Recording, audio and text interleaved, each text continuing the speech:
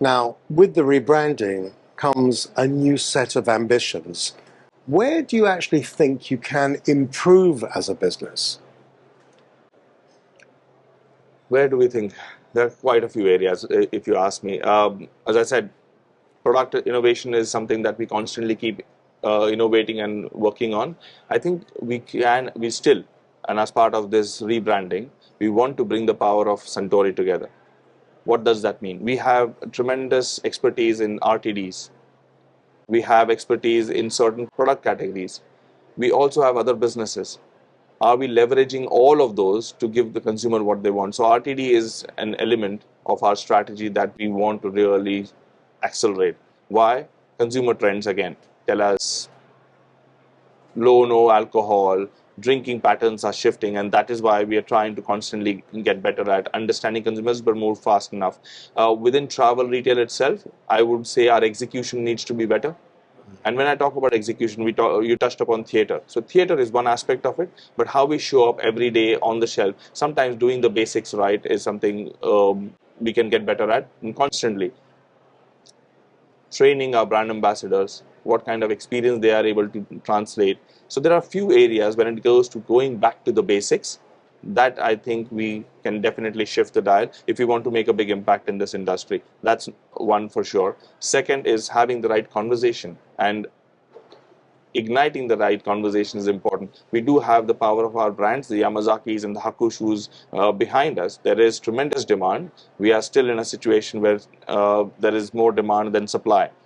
What that means is we can use our products to get people in store. And on the back of that, we can start the right conversations with retailers as well. So what we can do better is experience, theater, but everyday execution. We still continue to evolve, and we want to get closer and closer to the end consumer and look at the entire portfolio, not just our full bottle spirit brands, but RTD as well. And then start kickstarting the right conversations at an industry level. So there are a few tenets that we can continue to push the dial on. I mean, all those elements are inextricably linked. Yes. All right, let's just move on and drill down into slightly different area and the JSLMA rules for Japanese whiskey. I mean, have these meant any existing GTR exclusive products have needed to be reformulated? And if so, has there been any consumer feedback on this? I mean, how will these new rules impact product development for GTR going forward? That is one area that we are not really concerned about, because all our products, even before the rules were announced and implemented, were compliant with those rules. Whatever we do, even when we talked about two companies coming together, Suntory and Beam 10 years back, the one thing that linked those two companies together were the shared values, the authenticity, the provenance, the heritage that linked those two companies together. So if we go back to our products in GTR, what have been made available, all our Japanese whiskeys from the get-go are authentic Japanese whiskeys. What we saw though, because there is a gap between demand and supply, a lot of Me Too brands cropped up. And that is not being authentic to the consumer and the shopper, because the shopper at the point of purchase is not sometimes hurried. We are rushing to catch a flight, and they're not able to distinguish between a true Japanese whiskey and something that's been just bottled after spending a year in a Japanese cask. So that distinction was important, because eventually, if we don't do that, the consumer may one day walk away saying, I don't know whether what I am consuming is the right product. So it was important to protect the authenticity and the provenance of our brands and the overall industry. This step had to be taken. So short answer, no reformulation was required for any of our products. Our products continue to be authentic Japanese whiskeys we'll continue to innovate, but within the guidelines of Japanese whiskeys. Got it. Okay, so now your whiskey portfolio focuses on the established markets of the US, Scotland, Japan, and Canada. I mean, are you actively looking at world whiskey producers from emerging distilling nations? I mean, how ready do you think consumers are, in fact, in GTR to discover even more brands out there? Consumers are constantly looking to explore. The exploration is non-stop. In fact, in the marketing lingo, even 10 years back, we talked about recruitment, re-recruitment, and re-recruitment. That's the name of the game. The conventional marketing that we all read about and learned from, where once you recruit and the consumer goes on through the entire ladder to become an adorer, yes, but more and more consumers, as I said, their repertoire is proliferating. They're constantly exploring. Within GTR, it happens more, but even in domestic. So I think from that perspective, Now, I'm not entirely convinced that the consumers are actually being offered the choices that they're actually looking for. I mean, the retailers, I mean, it's a generalization I know, but are talking the talk about generally bringing on new products and offering greater choice, but in fact, they're not walking the talk. I mean, I know the constraints of the business, but one is that's a real gap. And consumers will vote with their feet. If they keep on seeing the same product in store, absolutely, they will walk away. So that's a separate side of the question, however. Yes, I know. So the first part is consumer looking for more products? Yes. You talked about, let's say, Indian whiskies are now becoming popular, or at least are getting are in the news, and everybody is talking about Indian whiskies. Is a consumer looking for it? Absolutely. When I travel, my friends, colleagues, they talk about Indian whiskies and they say, "Have you tried that?" If I say yes, they were like, "Could you get me a bottle? I would love to try." So the love for exploration is there. Consumers will always want to have. Whether we are doing a great job as an industry to put those products and make them available everywhere, that's a separate question. You're absolutely right. Sometimes the commerciality of the overall arrangement and the ecosystem means that we are not really, let's say, evaluating the space that is given to upcoming categories versus existing categories. We'll get into that later on. Yeah. So the offering on the shop floor, there are certain customers and partners, they are constantly pushing us, and there we want to explore. There the conversation is in a different space, and that's why they are growing faster, as I can't get into who's growing at what pace, that data point.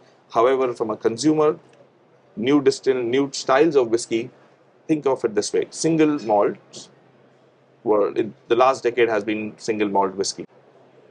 Blended malt also became a niche category. So Monkey Shoulder did a great job at that point. Good product. So, and took that sub-segment, and it's now everywhere. There are blended malts across the board.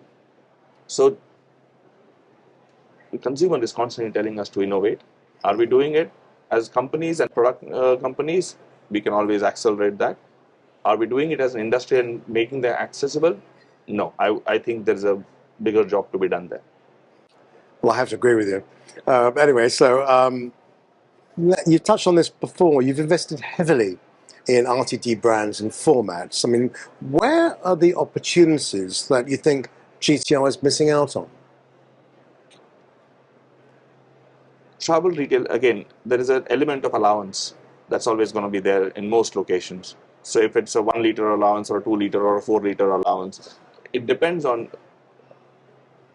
how those allowances are, let's say, described, or what is the regulation in that particular country.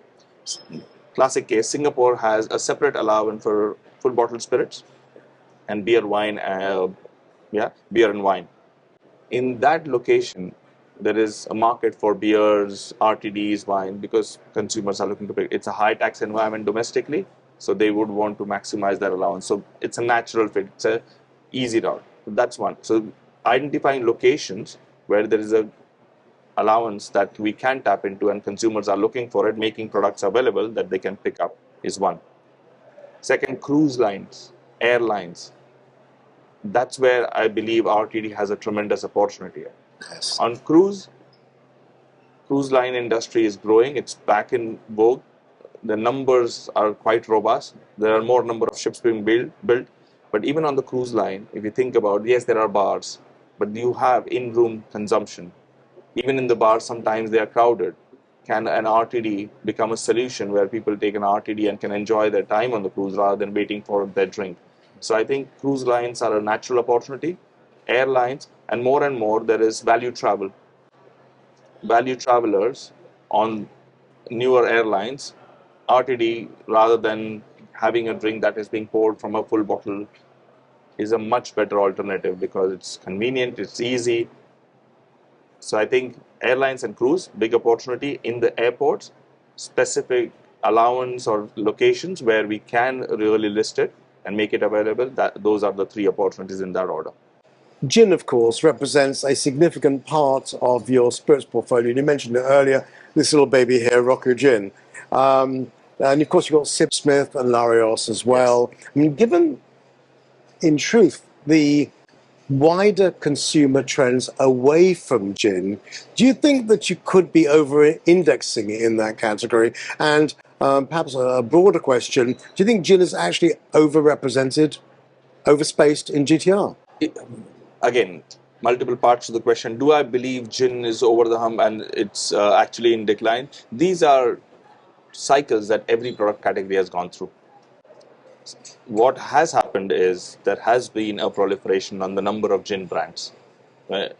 Gin as a segment, when it started growing, everybody was trying to make gins and again get onto the bandwagon and tap into the growth opportunity.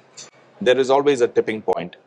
I believe that tipping point in terms of unprecedented growth and just putting a new product on the shelf, you will get growth, has stopped. What consumers will do now is be choiceful on what gin brands. Why? Am I just picking a gin brand because there is another gin brand? Maybe not. But I will pick a brand that talks to me. It gives me truly something different or something that I'm regularly looking for. But there is a move towards premiumization, isn't there? There is. Now, in certain geographies, you will hear stories about how premium gin is currently struggling because people are not willing to spend. I believe they're still spending on the brands that they love and adore, and they have tried, tested. They're also, we just launched a Sakura Bloom edition on Roku. For the first time, we have a limited edition, and that we don't have enough stock to keep on shelf right now. We wanted to test it. It was a limited time offering, and it's gone in. It's going out faster than we had anticipated. What that is telling us is people are still exploring premium gin. So I don't think so that gin has run its course as a category or a sub-segment. It will remain, it will continue to grow, but with authentic, innovative, and quality products.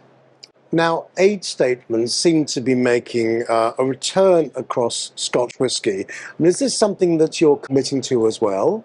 Our products, if you look at Bowmore, we've always offered age statements on Bowmore. Now, Lafroy, we do have unaged, but we do keep coming up with innovations that are aged. It's not a straightforward answer to say, will we commit to age? Yes, we will always have age statements in the portfolio because it does give consumers an element to say, that's an element I understand. That's a facet of the product that I understand. If it's aged, I know there is quality in it. There are other parts of, let's say, Yamazaki Koge collection or Hakushu from the Koge collection. We don't call the age out, but it is product innovation with an absolute twist. For the first time, we are doing peated. Again, do we see interest? Every customer that we've spoken to has said that is an absolutely brilliant liquid. And we've seen the same on Hibiki. Hibiki in travel retail right now, we don't really offer aged expressions at the entry point. And it's a product that consumers can't keep asking for more. So in certain categories, will we keep getting aged products? Yes, that is something that we will always put on the table because that's a consumer need. But we will also experiment on flavors and give authentic innovations that will talk to the flavor of it. And that was maybe a deliberate reason why Shinji decided to have the Koge collection, which is non-aged. The liquid quality is impeccable. There is tremendous amount of aged liquid in it, but what we wanted to highlight is the craftsmanship rather than just an age statement.